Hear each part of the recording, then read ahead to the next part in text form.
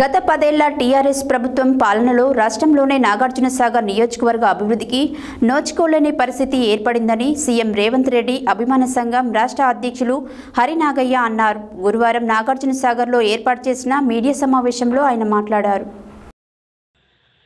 గురువారం నాగార్జునసాగర్లో ఏర్పాటు చేసిన మీడియా సమావేశంలో సీఎం రేవంత్ రెడ్డి అభిమాన సంఘం రాష్ట్ర అధ్యక్షులు హరినాగయ్య మాట్లాడుతూ గత 10 ఏళ్ల టీఆర్ఎస్ ప్రభుత్వ పాలనలో రాష్ట్రంలోనే నాగార్జునసాగర్ నియోజకవర్గ అభివృద్ధికి నోచుకోలేని పరిస్థితి ఏర్పడిందని అన్నారు.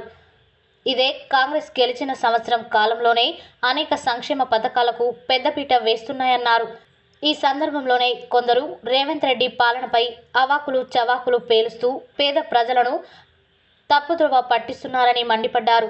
మాజీ మంత్రివర్యులు నాగార్జునసాగర్ నియోజకవర్గ అభివృద్ధి ప్రదాత మాజీ సీఎల్పీ నేత కుందూరు జానారెడ్డిపై అసత్య ఆరోపణలు చేస్తూ విమర్శించడం సరైన పద్ధతి కాదన్నారు. కాగా 1991, 92, 93 ఆయన హయాంలోనే ఇందిరమ్మ ఇండ్లు, రోడ్లు, భవనాలు, కరెంట్, నీళ్లు సదుపాయాలు, ప్రభుత్వ ఆసుపత్రులు, బడులు, గుడులు అన్ని సదుపాయాలు కట్టించిన ఘనత ఆయనకే దక్కిందన్నారు. ఇకపోతే గత ప్రభుత్వం 2021 ఫిబ్రవరి 9న నెల్లికల్ ఎత్తిపోతల పథకానికి శంకుస్థాపన చేసి 7,360 ఎకరాలకు నీరు అందిస్తానన్న హాలియా సభలో ప్రమాణం చేసిన కేసీఆర్ దాన్ని ఊసే లేకుండా చేశారన్నారు. ఇదే రేవంత్ రెడ్డి పాలనలో నాగార్జునసాగర్ నియోజకవర్గ ఎమ్మెల్యే కుందూరు జేవీరెడ్డి హయాంలో 14 నెలల కాలంలోనే ఇప్పుడు నాగార్జునసాగర్ నియోజకవర్గం సస్యశ్యామలంగా ఏర్పడిందన్నారు. నేను అనగా నాగయ్యని, రేవంత్ రెడ్డి గారి అభిమానిగా, సాగర్ నియోజకవర్గం జానారెడ్డి గారి అభిమానిగా నేను మాట్లాడదలుచుకునేది ఏంటంటే, గత 30 ఏళ్ల రాజకీయ కోణంలో చూస్తే మన జానారెడ్డి గారు ప్రియతమ నేత సాగర్ నియోజకవర్గానికి ఎంతో సంక్షేమ పథకాలు ఎన్నో అందియటం జరిగింది. ప్రతి ఒక్క గ్రామం తీసుకుంటే ఇంద్రమ్మ ఇండ్లు, రోడ్లు, ట్రాన్స్ఫారాలు, చిన్న చిన్న తండాలకు రోడ్లు వేయటం, చిన్న చిన్న గ్రామాలకు కరెంటు సప్లై చేయటం, మంచినీటి తాగునీరు వ్యవస్థ తాగునీరు ఇవ్వటం, అనేక గత ప్రభుత్వం గత 35 ఏళ్ల రాజకీయ కోణంలో చూస్తే జానారెడ్డి గారు ఎన్నో అభివృద్ధి కార్యక్రమాలు చేయడం జరిగింది.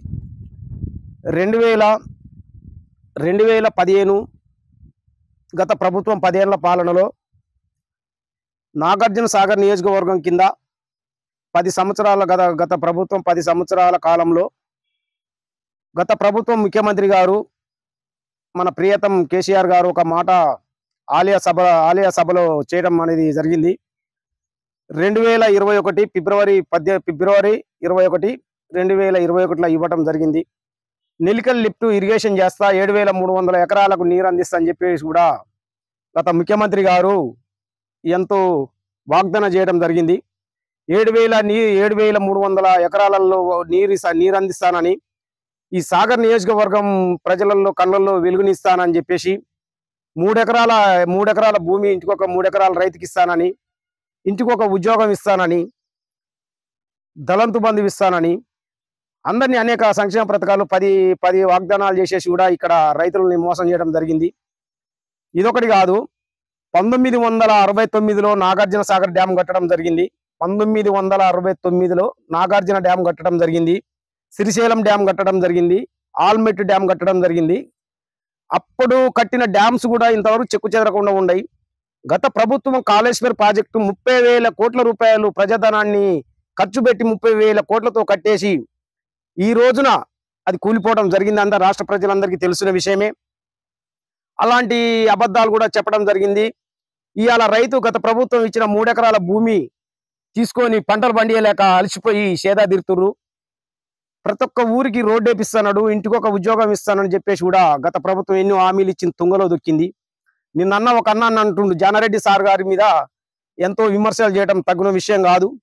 ఆయన కట్టించిన 1991, 92 సంవత్సరంలో జానారెడ్డి గారు నాగార్జునసాగర్ నియోజకవర్గం కింద ప్రతి ఒక్క ఊర్లో పోయి అడుగుదామండి. ఈ రోజున జానారెడ్డి గారు కట్టించిన ఇంద్రమ్మ ఇండ్లు తప్ప ఏ గ్రామంలోనైనా ఒక డబుల్ బెడ్రూమ్ ఇండ్లు కట్టించినట్టయితే నేను చెప్పేసి ముక్కుకు నేలకు రాస్తా అని చెప్పేసి కూడా ఈ యొక్క నాగార్జునసాగర్ ప్రజలకు విజ్ఞప్తి చేస్తున్నాను. అందరూ ఆలోచించాలండి. 30 సంవత్సరాల రాజకీయంలో ఏ వ్యక్తి మనకు ఎప్పుడు ఇండ్లు కట్టించిండు, ఎవరు కట్టించిన ఇళ్లలో మనం నివసిస్తున్నాం అనేది కూడా యువత ఆలోచించాలి. మెయిన్ యువతకు అర్థం కాని విషయం ఏంటంటే, జానారెడ్డి గారు కట్టించిన ఇళ్లలో మనం నివసిస్తూ ఆయనని విమర్శించడం తగదు. కూడా చాలా మంది మాటలు మాట్లాడుతున్నారు, అది కరెక్ట్ అయిన మాట కాదు. 2035 వరకు సీఎం రేవంత్ రెడ్డి గారే ఉంటారని చెప్పేసి కూడా నేను చెప్పడం జరుగుతుంది. ఎందుకంటే గత ప్రభుత్వం చేసిన మోసాలకు అబద్ధాలకు కూడా జనాలు నమ్మలేని పరిస్థితి ఉంది. రేపు వచ్చే సర్పంచ్ ఎలక్షన్లలో కూడా డిపాజిట్ కోల్పోకుండా చూసుకోవాల్సిందిగా విజ్ఞప్తి చేస్తున్నాను. సీఎం రేవంత్ రెడ్డి గారి గురించి కూడా తప్పుడుగా మాట్లాడితే మటుకు మేము అభిమానులం ఈ విధంగా విమర్శించడం తగదు.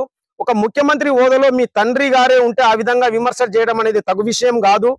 కాబట్టి ముఖ్యమంత్రి గారు చేస్తున్న అభివృద్ధిలో భాగంగా మన కూడా సహకరిస్తూ మన రాష్ట్రాన్ని ఒక ధనిక రాష్ట్రంగా చేసుకోవాలి తప్ప విమర్శించి ఈ విధంగా చూడాల్సిన అవసరం లేదు.